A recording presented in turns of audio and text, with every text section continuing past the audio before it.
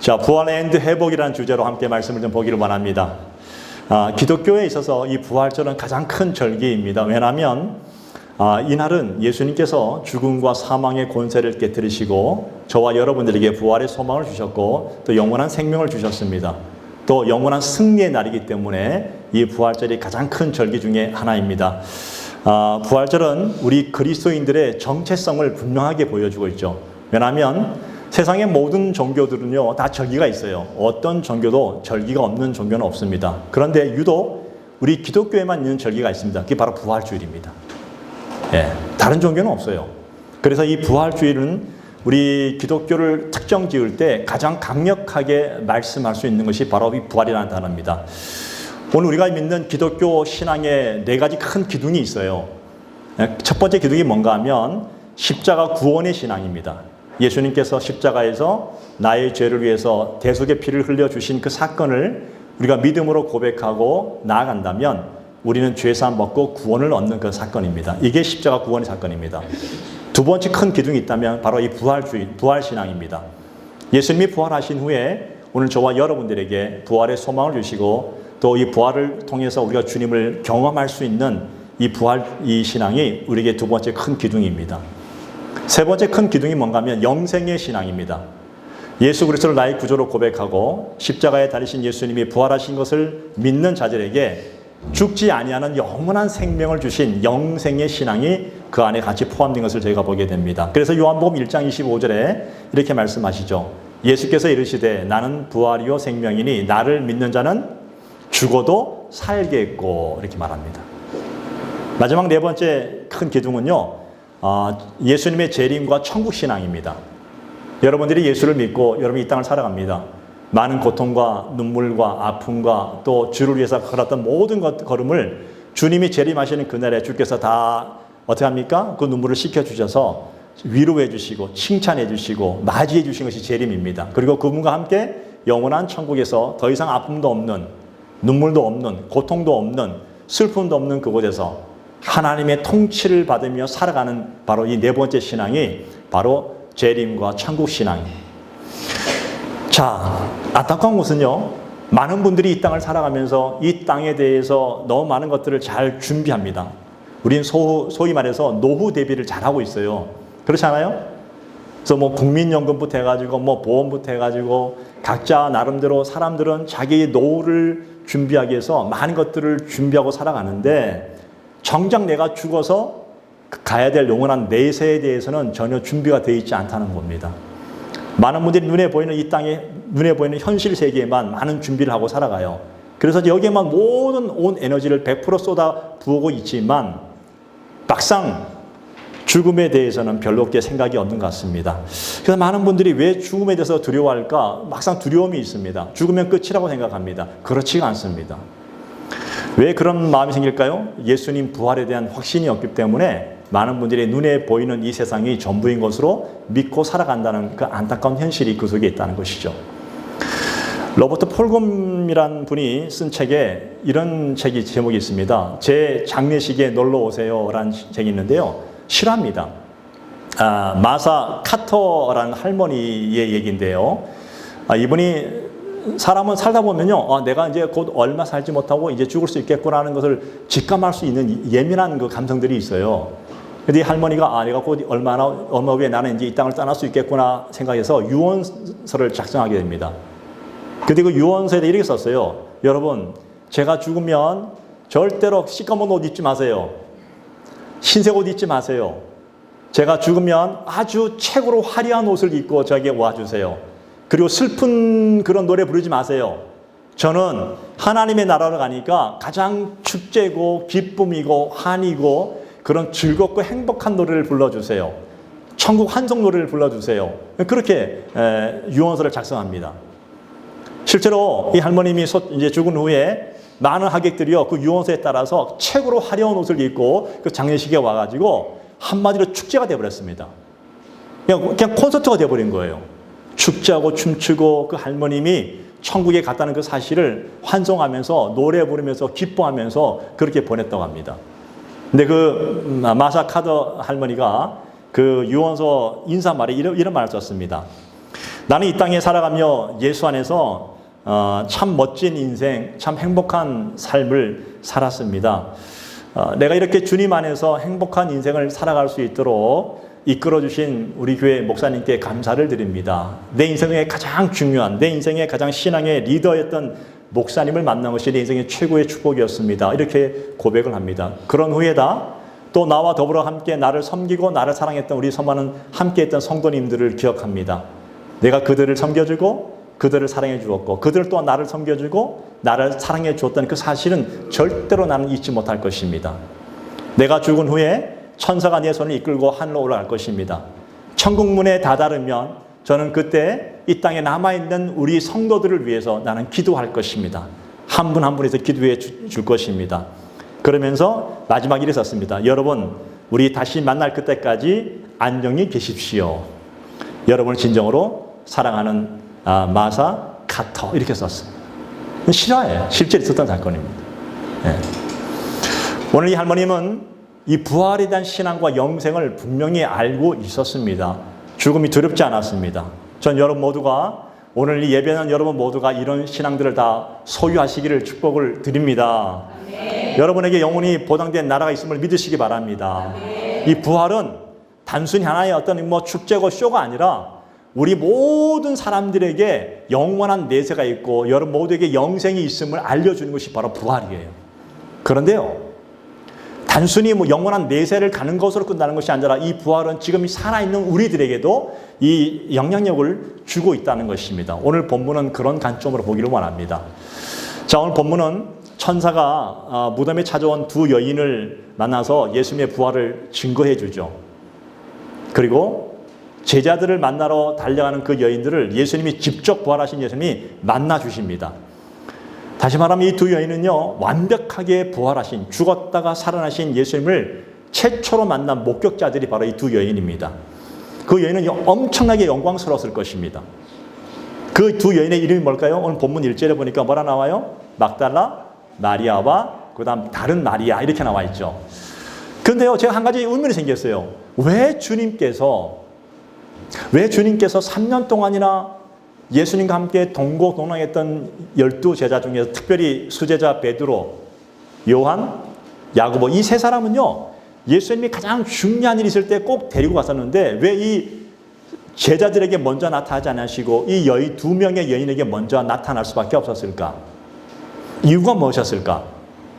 여러분, 예수님이요, 유대의 대제사장들과 종교 제자들의 어떤 하수인에 붙잡혀서 신문 받는 그 순간에 어떤 일이 벌어진 줄 아십니까?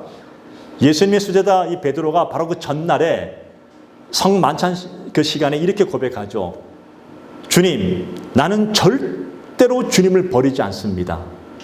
다른 사람들은 주를 배신할지 몰라도 저는 절대로 주님을 배신하지 않겠다는 호언장담을 합니다.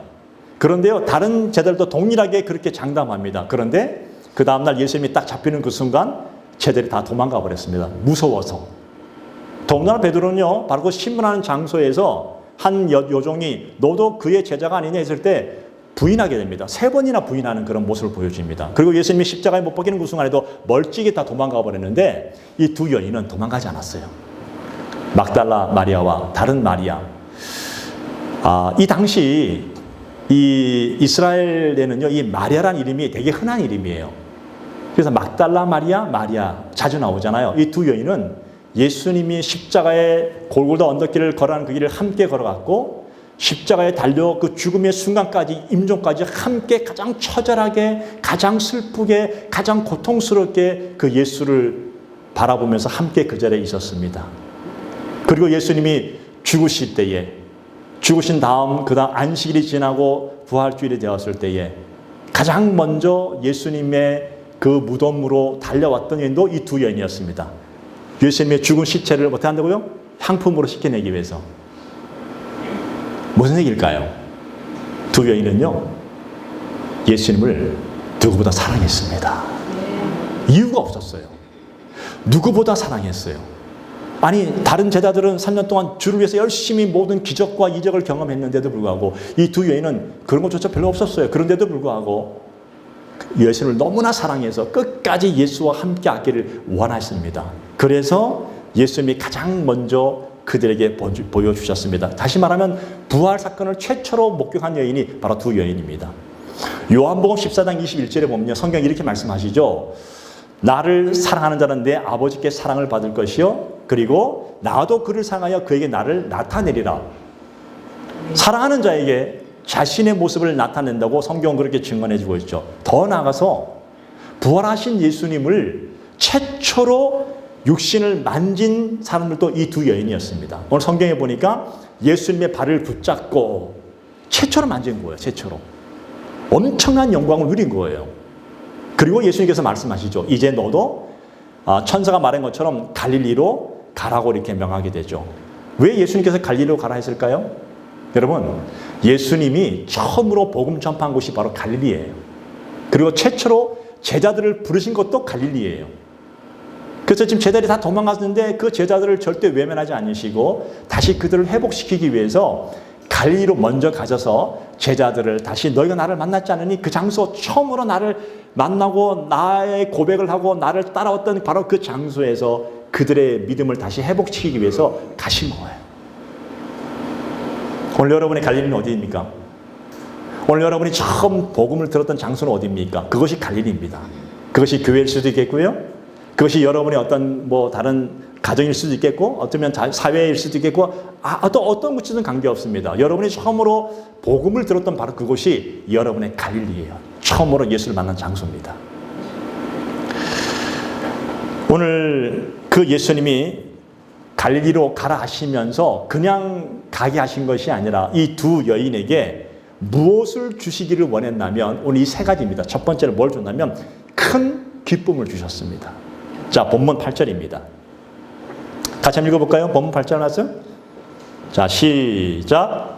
그 여자들이 무서움과 큰 기쁨으로 빨리 무덤을 떠나 제자들에게 알리려고 다름질할세. 큰 기쁨이라는 단어 헬라어 원어로 보니까 카라스 메갈레스라는 단어인데 이게 뭔가 하면 부활의 사실에 대해서 너무나 감격스러웠던 거예요.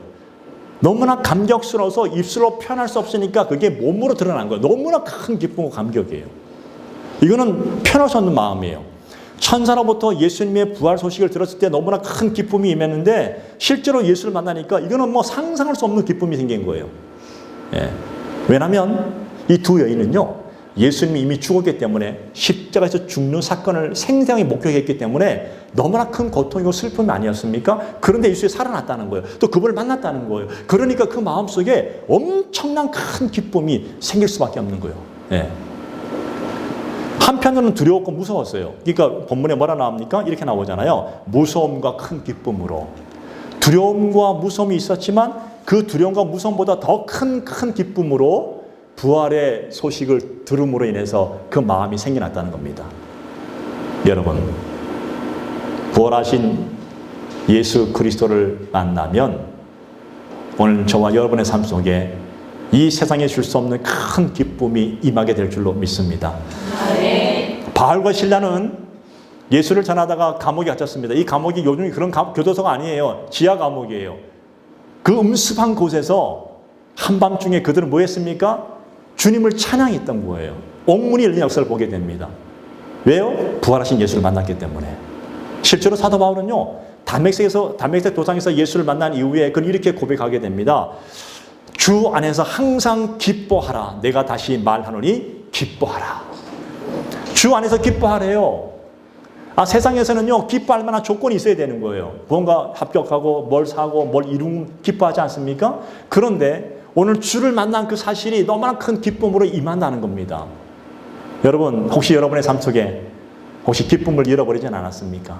내가 왜 살아가는지 그 이유를 잘 모르고 너무 바쁘게 살고 있지는 않습니까?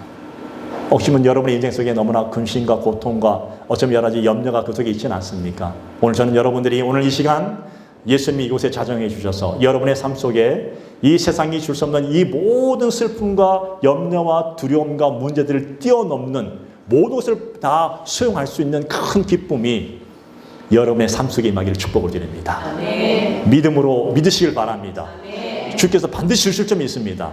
아멘. 두 번째는 절대적 평안을 주셨습니다. 자, 본문 9절입니다. 예수께서 그들을 만나 이르시되 평안하냐 하시거늘 여자들이 나아가 그 발을 붙잡고 경배하니. 평안하냐 카이레테라는 그런 헬라 단어인데요. 무슨 단어냐면 두려움이 사라졌다는 거예요. 두려움이. 그동안 두려웠던 거예요. 예수의 그 부활로 말미암아 염려와 두려움과 걱정과 근심이 태산 같았는데 한순간에 사라져버린 거예요. 평안하냐 정적인 면이잖아요. 내가 스스로 평안하고 싶어 평안한 게 아니라 외부에서 나로 하여금 내 모든 두려움을 확 잡아준 거예요. 이게 평안이라는 단어예요. 오늘 부활하신 예수님이 말씀하시죠. 두려워하지 말고 근심하지 말고 염려하지 마라. 평안하라. 오늘 예수님이 오늘 이 장소에 오셔서 오늘 여러분 한 사람 한 사람에게 말씀하십니다. 너 세상에 두렵고 염려하고 그런 일들이 많이 있지. 무서워할 일도 많이 있지. 내가 너에게 주노라. 평안하라. 요한복음 14장 28절에 우리 예수님 직접 말씀해 주셨습니다. 평안을 너에게 끼치노니 곧 나의 평안을 너희에게 주노라. 내가 너에게 주는 것은 세상이 주는 것 같이 아니하니라. 너희는 마음에 근심하지도 말고 두려워하지도 말라. 우리 주님이 말씀해 주셨습니다. 완벽한 견고한 성이 있어요. 이 견고한 성은요, 그 어떤 것도 침입하지 못한다는 거예요. 이게 평안이에요. 예수 그리스도가 여러분의 모든 마음을 완벽하게 커버해 주십니다. 세상에 어떤 문제, 어떤 두려움이 온다 할지라도 주께서 여러분을 완벽한 성 안에서 여러분에게 안전하게 지켜주시는 것, 이게 평안이에요. 여러분의 마음들을 우리 주님께서 지켜주실 줄로 믿습니다. 또 말씀하십니다. 왜 평안을 주실까요? 오늘 요한복음 16장 33절에 보면 이렇게 말씀하십니다. 이것을 너희에게 이르는 것은 너희로 내 안에서 평안을 누리게 하려 함이라. 세상에서는 너희가 환난을 당하나 담대하라. 내가 세상을 이겼노라. 왜 주신다고요? 너희가 세상에서 환난을 당할 수 있다는 거예요. 여러분, 이 땅에 사는 어떤 누구도 문제 없이 인생을 사는 인생은 한 명도 없습니다. 다 고난이 있고 환난이 있고 문제가 있습니다. 저조차도 문제가 너무 많고 저조차도 환난이 있어요. 여러분도 동일하게 있습니다. 그런데 주님이 약속해 주셨습니다. 두려워하지 마. 담대해. 내가 너와 함께 할 것이야. 이게 평안이에요. 우리 옆에 사람 보시고 한번 이렇게 인사합시다. 옆에 사람 보시고 두려워하지 마세요. 두려워하지 마세요. 담대하세요. 담대하세요. 이기십니다. 할렐루야. 주님이 나의 주인이 되어주셔서 나의 신랑 되신 예수님이 여러분께 직접 약속하신 거예요. 주님은 일구이연하지 않습니다. 주님은 창조주 하나님이십니다. 우리의 모든 생명과 이 땅의 모든 것을 주관하시는 분이 바로 누구십니까? 주님이십니다. 그 주님이 약속해 주셨습니다. 환난을 당하나 담대하라. 내가 세상을 이기었노라. 자, 그런 부활 소식을 들은 이 두 여인의 마음속에 얼마나 벅찬 마음이 있었을까요? 지금까지 너무나 두려웠는데 갑자기 주님이 그 말씀을 주시니까 그 마음에 평안이 고요히 임하면서 모든 두려움과 걱정, 근심이 딱 사라져버린 거예요. 왜? 내 인생을 주님이 책임지신다 했으니까. 내 마음조차도 주님이 책임진다 했으니까 세상 염려가 사라진 거예요. 주님이 내 마음을 지배하시는 거예요. 동일하게 마찬가지입니다. 우리 인생 속에 두려움과 염려가 있는 여러 가지 일들이 많다 할지라도 염려와 근심이 혹시 있다 할지라도 주께서 약속해 주셨습니다. 평안하라. 네. 이게 부활의 기쁜 소식입니다. 평안하라. 여러분, 제 얼굴이 평안해 보이십니까? 네. 진짜요? 네. 제가 혹시 여러분에게 이어서 말씀을 전하면서 제 마음속에 근심과 걱정이 있으면 제 얼굴이 어떨까요? 무거워지겠죠. 그 듣는 여러분도 무겁습니다. 맞아요? 맞아요? 안 맞아요? 네. 오늘 저는 제가 그런 마음으로 말씀을 전하는 거예요. 주님이 나와 함께 하심을 믿기 때문에. 내 마음을, 이거는 나와의 관계없이 주님이 내 마음을 지배하시니까. 세 번째입니다. 주님은 그리스도의 향기가 되길 원하십니다. 증가하는 사명이에요. 자, 본문 10절에 보니까 이렇게 말씀하십니다.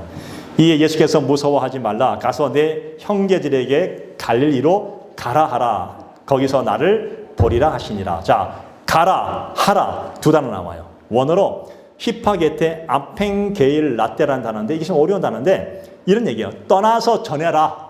떠나서 전하라는 얘기예요. 예수를 붙잡고 발을 붙잡고 경배하는 그 여인들에게 나의 이 부활 소식을 전해다오, 그 얘기하는 거예요.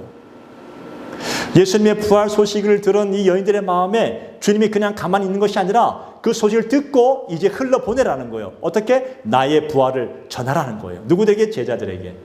오늘 우리는 예배 드립니다. 우리는 기도도 합니다. 우리는 말씀도 듣습니다. 우리는 성도의 교제도 나눕니다. 거기에서 머물면 그 신앙은 반쪽짜 신앙이에요. 주님은 우리가 예배드리고 기도하고 교제하고 봉사하는 모든 것을 끝나는 것이 아니라 그 이후에 가서 그리스도의 향기가 되기를 원하십니다. 고린도후서 2장 15절에 보면 이렇게 말씀하십니다. 우리는 구원받은 자들에게나 망하는 자들에게나 하나님 앞에서 그리스도의 향기니, 예수의 향기가 되라는 겁니다. 오늘 여기 꽃이 있어요, 없어요? 있잖아요. 물론 이 꽃은 좋아합니다. 보기는 화려하고 이걸 해주신 분이 얼마나 감사드려요. 근데 가만 보니까 그냥 조화가 좋을 것 같아서 제가 그렇게 부탁드렸어요. 예. 모든 것에는 이 향기가 나게 됐어요. 저의 향기가 있고 여러분의 향기가 있는데, 여러분 예수를 믿고 난 이후에는 나의 향기를 풍기는 것이 아니라 내 삶을 통해서 그리스도의 향기를 드러내라는 거예요. 예, 그게 사명이라는 겁니다. 오늘 저와 여러분이 말하고 행동하고 살아가는 모든 것에서 복음의 향기가 되기를 축복을 드립니다. 아멘. 오늘 이런 말이 있습니다. 나의 끝은 하나님의 시작이다. 아멘. 나는요, 살아가면서 인생들이 내 인생 끝났어, 내 인생은 이제 뭐 어떻게 할 수 없어, 나는 끝이야. 수많은 사람들이 그런 얘기를 합니다. 경제도 어렵다 합니다. 혼란스럽습니다. 많은 분들이 알지 못하는 자기만의 어떤 여러 가지 고민과 갈등을 가지고 살아갑니다. 그러다 보니까 많은 분들이 그런 얘기를 합니다. 나는 끝이야, 이제. 나는 절망스러워. 그런데요, 놀라운 사실은 나는 끝이라고 얘기했는데 하나님은 아니야. 바로 너의 끝이 나의 시작이라고 말씀하십니다. 내 힘으로 아둥바둥 살아오려고 내 힘으로 열심히 했는데 너무 두렵고 힘들어서 이제 끝이라고 하는데 하나님은 아니, 이제 내가 너를 붙잡고 내가 너를 인도하리라. 하나님의 시작입니다. 여러분, 부활이 뭡니까? 부활은 하나님의 시작이에요. 오늘 그 사실을 믿는 자들에게 우리 하나님께서 너의 인생을 내가 붙잡고 이제 너의 인생은 지금부터 시작이라고 말씀하시는 거예요. 내가 보여주리라. 내가 경험하게 하리라. 나의 살아계심을 내가 알게 하리라. 누가요? 부활하신 예수님께서. 그러므로 여러분은 아무리 끝이라고 외쳐도 우리 주님은 이렇게 말씀하십니다. 아니, 끝이 아니야. 이제 시작이야. 사랑하는 여러분, 부활을 믿는 저와 여러분들에게 우리 주님이 이제 시작해 가십니다. 기대하시기 바랍니다. 네. 오늘 예배하는 이 자리가, 오늘 또 온라인으로 예배하는 그 자리가 오늘 부활의 주님을 온전히 만나는 그 자리 되기를 간절히 축복을 드립니다. 우리에게 큰 기쁨을 주시고 절대적 평안을 주시고 그리스도의 향기가 되는 놀라운 회복을 주시고, 너는 이제 끝이 아니고 이제 새로운 시작을 내가 너에게 허락해 주겠노라. 내가 너와 함께 하겠노라. 말씀하시는 그 부활의 주님의 손을 붙잡고 믿음으로 달려가시고 이 세상에서 담대하게 승리할 수 있는 그런 귀한 삶을 살기를 주 예수 그리스도의 이름으로 간절히 축복을 드립니다. 한번 기도하기 원합니다.